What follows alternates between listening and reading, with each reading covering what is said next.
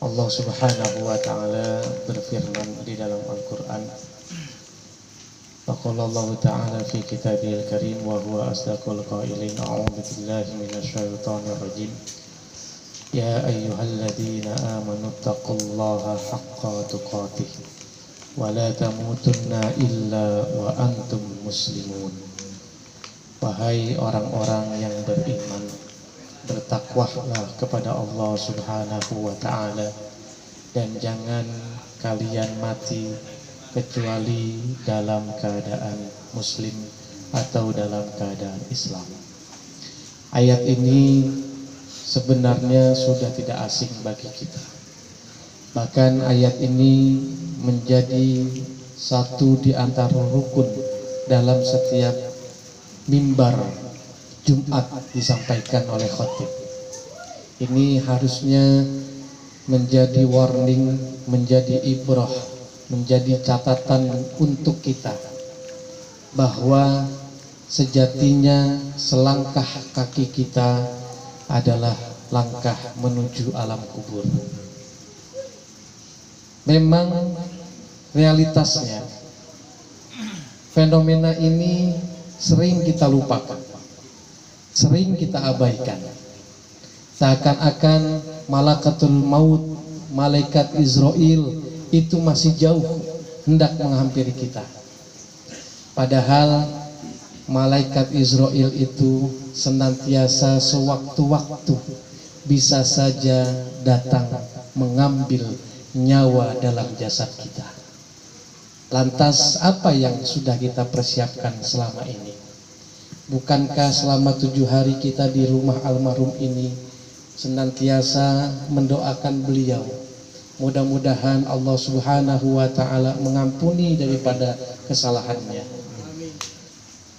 Itu pun harusnya menjadi pelajaran buat kita, bahwa belum tentu kita mati sebaik almarhum.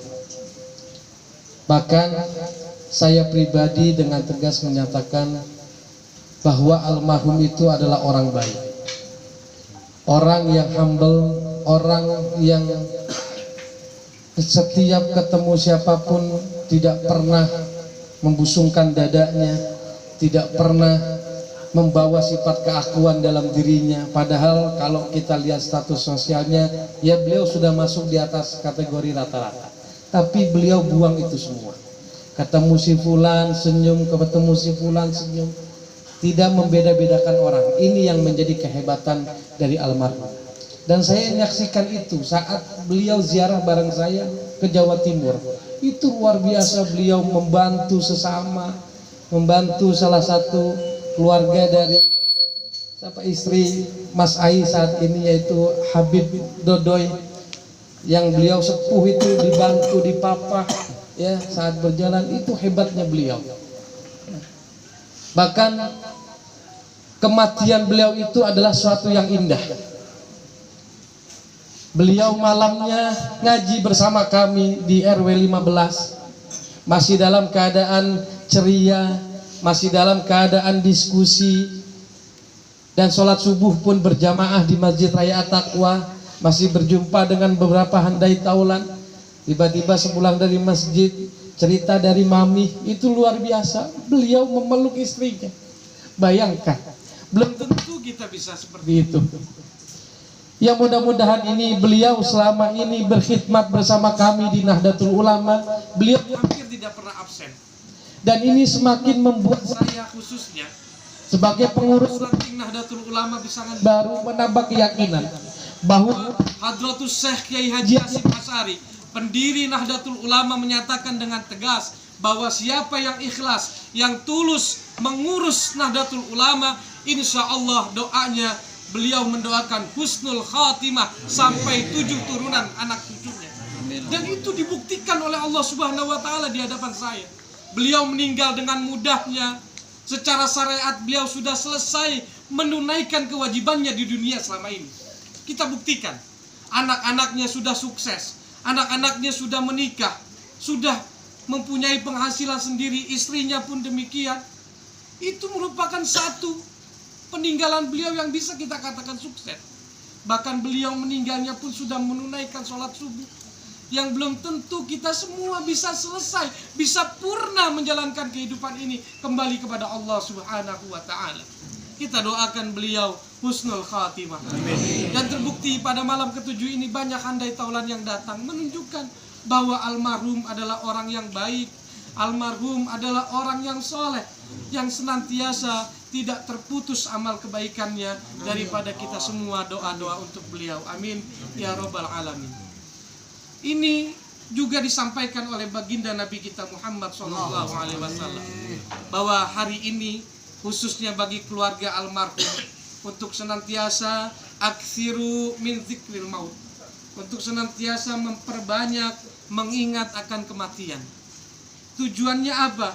Fa innahu yumahisuz dzunub. Salah satunya adalah bisa melebur daripada perbuatan-perbuatan dosa. Jadi begitu kita melakukan satu tindakan maksiat, kita ingat, ya Allah, bapak kita kemarin masih sehat tiba-tiba mati. Sewaktu-waktu itu pun bisa datang kepada kita. Bisa jadi kita pulang dari sini tiba-tiba Allah sudah memanggil nyawa kita. Allah sudah menyabut nyawa kita. Kita tidak ada yang tahu. Mysterious problem.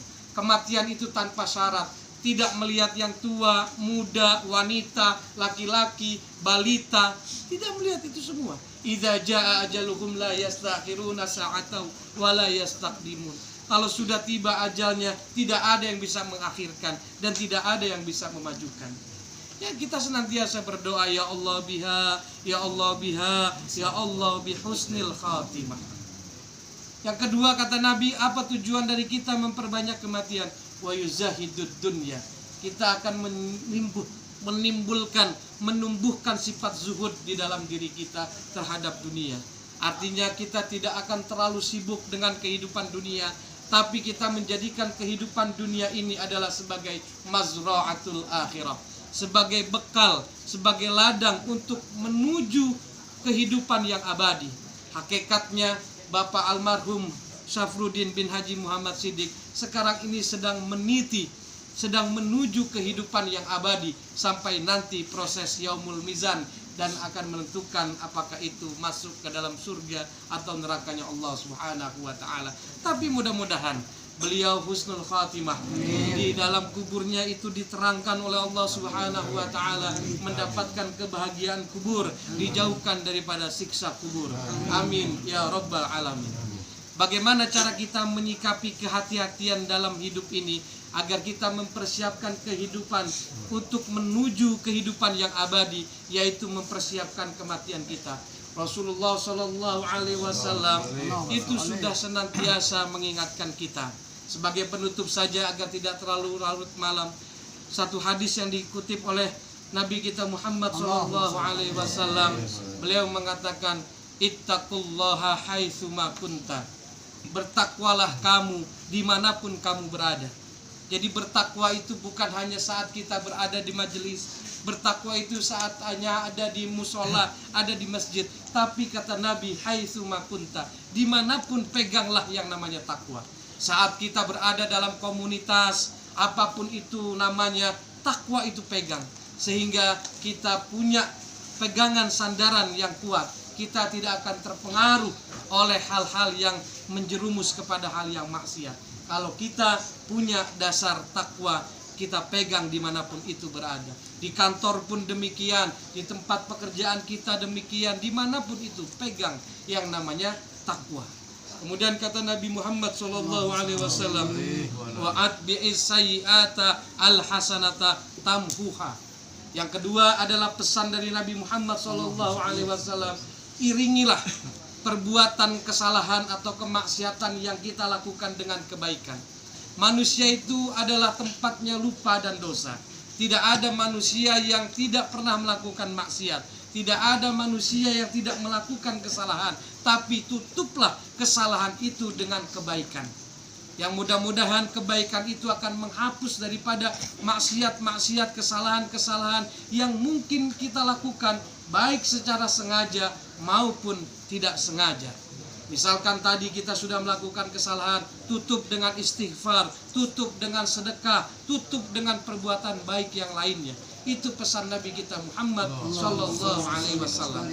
Dan yang terakhir kata Nabi Muhammad sallallahu alaihi wasallam, wa khaliqin nas bi khuluqin hasanin. Bergaullah dengan manusia dengan pergaulan yang baik, dengan khuluqin hasanin. Jadi ini sudah dibuktikan oleh almarhum. Saya katakan tadi, almarhum ini, ya Allah, saya tak kuat sebenarnya, pengen nangis, tapi takutnya tadi keluarga malah tambah nangis. Itu almarhum baiknya itu luar biasa. Saya tahu beliau itu adalah karib kerabat ayah saya, dan saya pun menyaksikan beliau itu luar biasa sangat baik. Ya, makanya ini sudah dibuktikan. Ya, beliau sudah sukses secara dunia. Beliau juga akhirnya insya Allah husnul khatimah. Ini diajarkan oleh kita. Kita dalam bergaul itu tidak usah pandang bulu. Ini hijau, ini merah, ini kuning, ini hitam. Buang itu semua. Semua di hadapan Allah Subhanahu wa ta'ala adalah sama. Yang membedakan nanti adalah inna akramakum indallahi atqakum. Hanya tingkat ketakwaan kita kepada Allah Subhanahu wa ta'ala. Selama kita menjadi manusia, semua itu punya potensi yang sama di hadapan Allah Subhanahu wa ta'ala.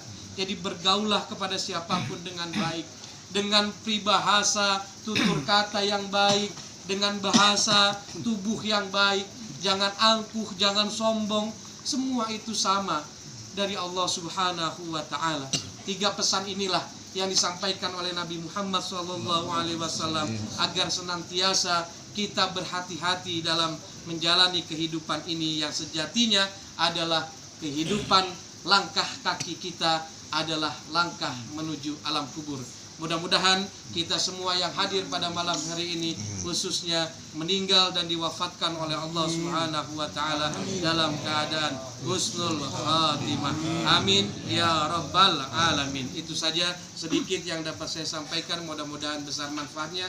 Terima kasih atas segala perhatian, mohon maaf atas segala kekurangan. Hadanallahu wa yakum ajmain. Khud ma safa wa dama kadar. Wallahul muwaffiq ila aqwamit thoriq. Wassalamualaikum warahmatullahi wabarakatuh.